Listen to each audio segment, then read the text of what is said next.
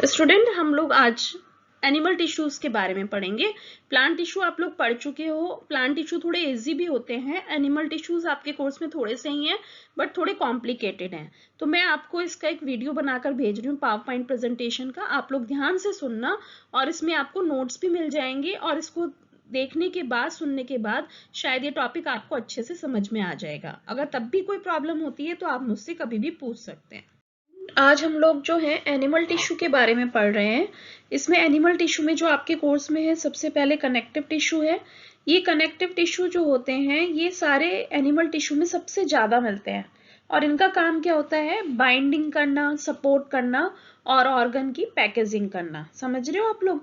Binding किस तरह से, मतलब ये एक ऑर्गन को दूसरे ऑर्गन से जोड़ने का काम करते हैं, उसके बाहर की लेयर बनाते हैं, तो सपोर्ट करते हैं और उनकी पैकेजिंग करते हैं। अगर हम बात करें तो इसमें क्या क्या कैरेक्टरिस्टिक इसकी होती हैं और क्या क्या इसमें किस तरह के मिलते हैं टिश्यूज, तो आप इसमें हम लोग कह सकते हैं मेन टिश्यू इसमें होते हैं बोन, ब्लड एंड बोन्स। फिर उसके बाद हम आते हैं लिगामेंट्स और कार्टिलेज पे। फिर इसमें आते हैं एरियुलर टिश्यू और एडिपोज टिश्यू पे। सबसे पहले हम ब्लड की बात करते हैं। ब्लड में जो होता है फ्लूइड मैट्रिक्स होता है। ब्लड आपको सभी को पता है लिक्विड होता है, हिंदी में इसको तरल प्लाज्मा भी कहते हैं। जिसमें जो प्लाज्मा होता है, लिक्विड जो सब्सटेंस होता है, इसके अंदर प्रोटीन, सॉल्ट्स और हार्मोन्स होते हैं। और यहाँ पर आरबीसी, डब्ल्यूबीसी और प्लेटलेट्स जो होती हैं वो तैर रही होती हैं। ये क्या काम करता है? ब्लड। ब्लड ना हो तो हमारे शरीर का कोई भी ऑर्गन काम नहीं करेगा, हम लाइफलेस हो जाएंगे। ये ट्रांसपोर्ट करने का काम करता है एक ऑर्गन से दूसरे ऑर्गन में गैसेस को, फूड्स को, हार्मोन्स को, और जो भी हमारे वेस्ट मटेरियल होते हैं उनको शरीर से बाहर निकालने का काम भी एक तरह से ब्लड ही कर रहा होता है, क्योंकि ये उस ऑर्गन तक पहुंचाता है जहां से उनको बाहर निकाला जाता है। अब हम आते हैं बोन पे। बोन जो होती है बॉडी को सपोर्ट करने का काम करती है, मसल्स को और बॉडी को सपोर्ट करने का काम करती है। ये नॉन फ्लेक्सिबल टिश्यू है। नॉन फ्लेक्सिबल का मतलब ये कि आप जब चाहे इसको ऐसे इधर उधर नहीं घुमा सकते।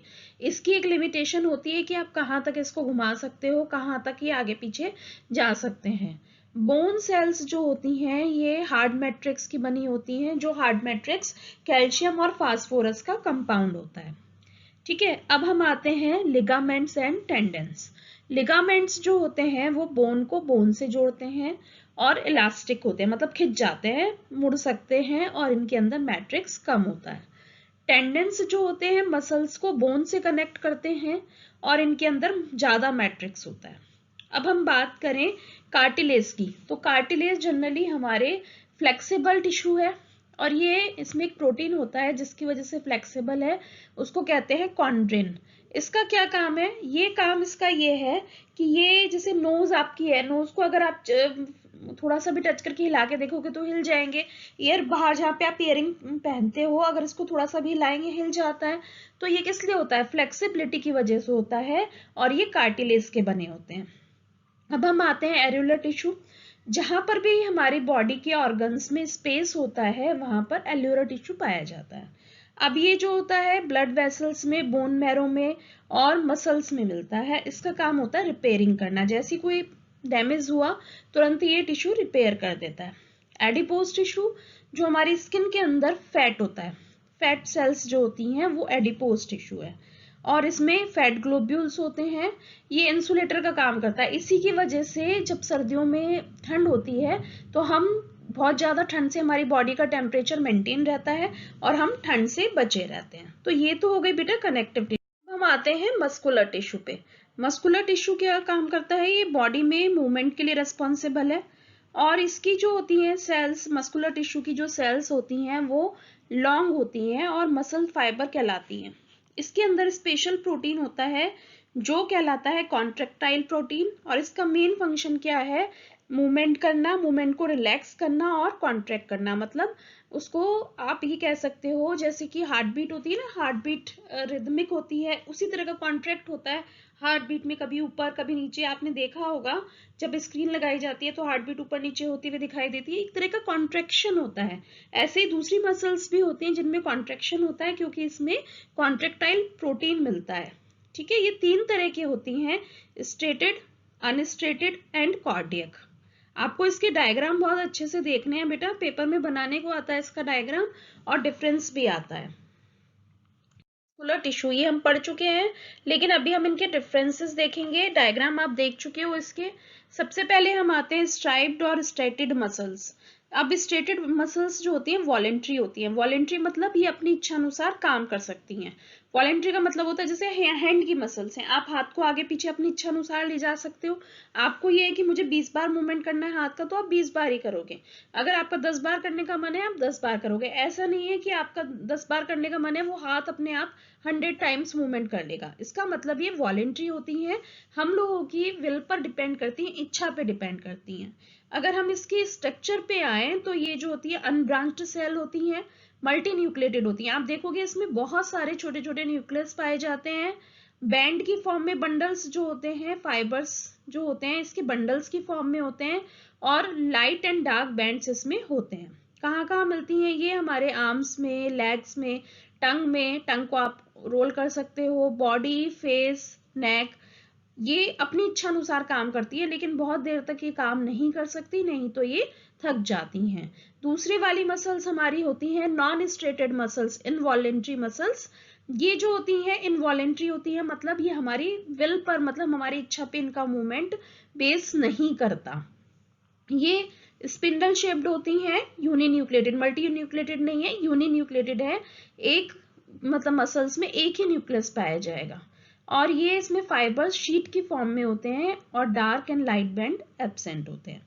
कहाँ कहाँ मिलती हैं ये? लंग्स में, bronchi, alimentary canal, ureter, blood vessels. अब देखो, हम अपनी मर्जी से ब्लड वेसल्स को काम नहीं करने दे सकते, ये अपने आप काम करती हैं, अपने आप ब्लड वेसल्स को ब्लड पहुंचाना होता है, अपने आप पहुंचाती हैं।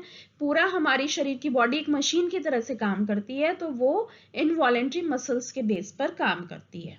तीसरी हमारी होती है कार्डियक मसल फाइबर। ये जो होती हैं ये भी इनवॉलेंट्री होती हैं, और ये मसल्स जो होती हैं रिदमिक कॉन्ट्रैक्शन एंड रिलैक्सेशन मतलब दिखाती हैं, और ब्लड को पंप करती हैं। मतलब कार्डियक का मतलब कहीं पर भी अगर हो तो इसका मतलब हार्ट से होता है। ये सिलेंडर शेप होती हैं, ब्रांच्ड सेल्स होती हैं, यूनिन्यूक्लिएटेड होती हैं, मतलब इसमें भी एक ही न्यूक्लियस मिलता है।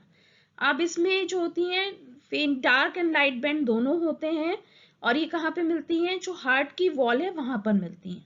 ये इनका क्या वर्किंग होती है? ये रिदमिकली काम करती हैं। आपने हार्ट बीट का मैंने पहले भी आपको एग्जांपल दिया है, ऊपर नीचे जैसे हार्ट बीट एक रिदम की शेप में जाती है, ऐसे ही ये काम करती हैं, और ये रिदमिक काम करती हैं, एक बार ऊपर एक बार नीचे, तो ये भी थकती नहीं है। अगर देखो वैसे भी ये वाली मसल्स अगर थक गई तो हमारी लाइफ खतरे में पड़ जाएगी, तो इनको बिना थके ही काम करना होता है।